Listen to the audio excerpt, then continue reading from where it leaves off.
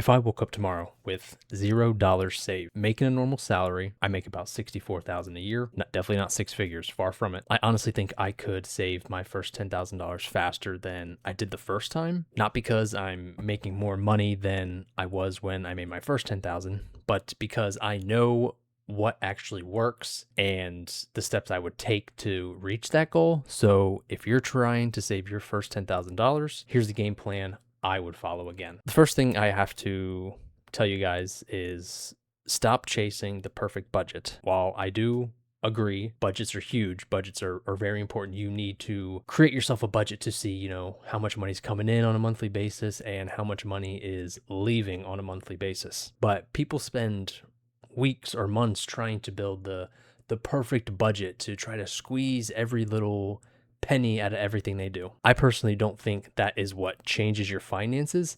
The biggest thing about creating that budget is it just gives you a pretty solid understanding of where your money is going and what your money does on a monthly basis. So, one couple ways to like help develop that budget, at least that I've done in the past, is, reviewing your monthly bank statement, going through and seeing, hey, how much money is hitting my bank account, on paydays, and how much money is going out for bills, groceries, rent, car payments, dates, Uber Eats for some people. That obviously just helps you find the money leaks that is bleeding you dry a little bit on a month-to-month basis. Subscriptions, that kind of falls into like the bills. You don't need 10 different subscriptions to watch movies. Pick 1, 2, 3 at most. We all need Spotify sometimes. We all need YouTube Premium, guys. I'm telling you that. I love that shit ever since I got it. So I don't see myself getting rid of YouTube Premium anytime soon, but I don't really have many other subscriptions out there. Eating out's a big one, and just overall, like, impulse purchases, buying something you think you need, you probably don't, or, give yourself a week considering before you finally pull the trigger, and, you may tell yourself, I probably really didn't need that, and you end up not buying anyway. My main takeaway from, this section is like, don't obsess over the little itty bitty things, like buying coffee. Sure, treat yourself once or twice a week at most, but, if you're getting coffee 5, 6, 7 days a week at $5 a coffee, that could be, $30, $35, $40 a week. Multiply that by 4, you're looking at almost $200 a month on coffee that you could be putting into, your savings account to reach this 10K. So a little food for thought there, at least. Another one I wanted to kind of share what I would do at least is automate your savings. So if you're waiting till, the end of the month to put away whatever is left over, I don't think you're going to be successful. You're not going to be able to save as much as you probably could if you, kind of forced yourself. And what I mean by like automate your savings is automatic transfers. Now, I don't do this as much. I've slowly started to do this when it comes to kind of investing in sinking funds or investing in purchases that I will probably do in the future. So like automatic transfers, your paycheck hits your bank on Friday. You can have it automatically set to, hey, whenever my $2,000 check comes in, I'm automatically going to take $100 of that, and it's going to automatically get transported into my savings account or my high yield savings account. Especially if you want to get a higher percentage return rate on, sticking your money in that account. That pretty much, when it comes to that automatic transfer, it's kind of like paying yourself back first. Obviously, yes, you can't get the $2,000 check and then go put the $2,000 in a bank account or a savings account, because you probably got bills to pay. You got food you need to eat. You got to pay your utilities, whatever. So obviously you can't put it all in there. With that budget, you'll realize, hey, if I don't have the money in there to go out and buy Uber Eats or go get a bunch of takeouts, I can probably put a couple $100 away right from the get-go, put it away, out of sight, out of mind. It goes in that savings account, and it continues to stack up till we get to that 10K goal. The third point I want to cover is, increasing the gap. And what I mean by that is, this is a pretty big one, so I want you to tune in on this one specifically. But increasing the gap of between the money coming in, so your salary, your income, minus the money going out. That could ultimately equal more savings. Ways to increase the gap, obviously making more money. I wish it was as easy said than done. Overtime. If your job offers overtime and you have the flexibility, you don't have to be working 20, 30, 40 hours a week extra on overtime.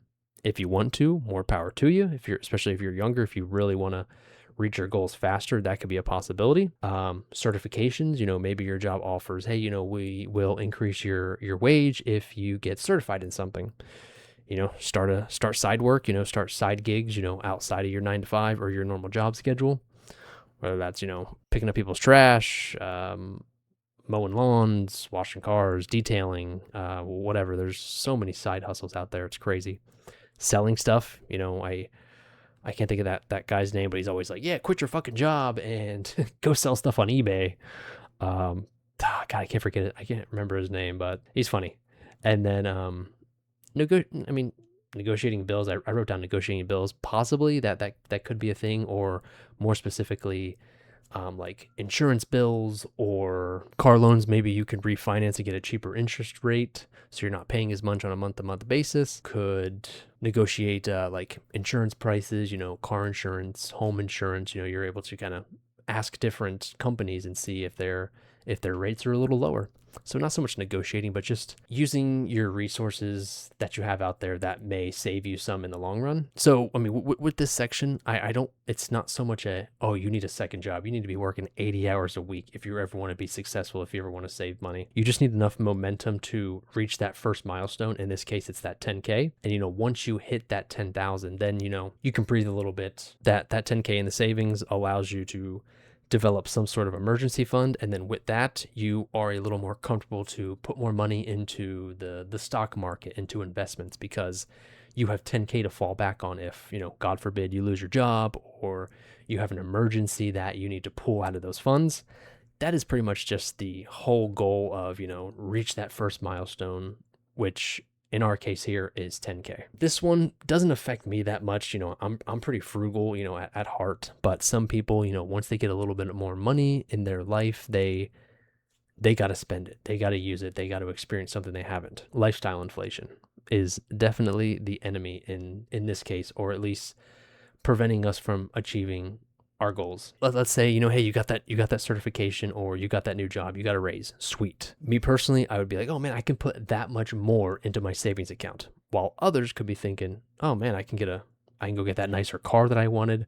I can go move in that new apartment that, is way nicer than the current one I'm at. Hey, let's get that Netflix subscription from earlier. Hey, that new series is out. Let's watch. I got a raise. Let's do it. Instead of every raise increases the savings first. That is at least my way I would look at raises, or that I have looked at raises in the past. With the raises comes, hey, I can put more money into my savings account, into my investment accounts. That will get me to my goal faster. I don't have to work as long as if I didn't put that money in my accounts. So at the end of the day, you're going to do what you're going to do, but my recommendation, pay yourself first, treat yourself first when it comes to saving or investing that extra income. Getting close to the end of this video, something may be asking, why $10,000?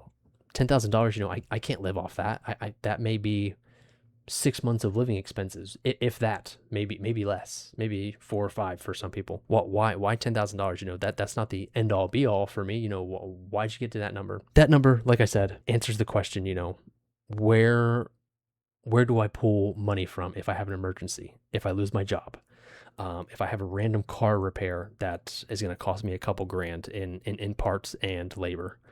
And I'd say the biggest one is that confidence you get from achieving that 10K. I'm going to be the first one to admit that first $10,000 is not life-changing because of the number. You can't just go to your boss and say, hey, fuck you, fuck this job, I'm out of here, I quit. Absolutely not. I'm not suggesting you do that, but it's life-changing money because it proves, hey, I can do this. I set that goal to get to my first $10,000. I went from $300 in my bank account to over $10,000. And when you can do that, you build that mindset like, hey, I know that I have to put money into my savings accounts, my investment accounts before everything, if I want to be successful in life, if I want to retire with a hefty amount of money where I don't have to work into my 70s, 80s. If you're around in your 90s, you don't want to work at that time then. And, once you hit that 10,000, like I said, that confidence is just, it's up there. It's skyrocketed. And with that, it gives you that flexibility where now I have that $10,000 as an emergency fund in case I lose my job or in case I have that car repair. Now that I have that money just sitting there, I'm not touching it. I'm not going out and taking some money out and, going on a trip or going on a vacation or splurging for dinner. But I have that 10,000 in there. Now that $100 or $200 per paycheck doesn't necessarily have to go into the savings account anymore. It can start going into investments, which returns higher interest rates typically. Over the last century and then some, the stock market has typically gone up an average 10%. So if you just averaging it with inflation, average 7% year to year. Obviously, we have our dips, we have our lows, we have our bear markets. But on average, like I said, over the last century, feel free to Google it. It's consistently always gone up. So with that, if you're able to put that $100, $200 per paycheck instead of putting it into your savings account, now you're putting it into investments. We're making money. We're starting to snowball. We're doing the damn thing. I think it's pretty much wrapping it up there.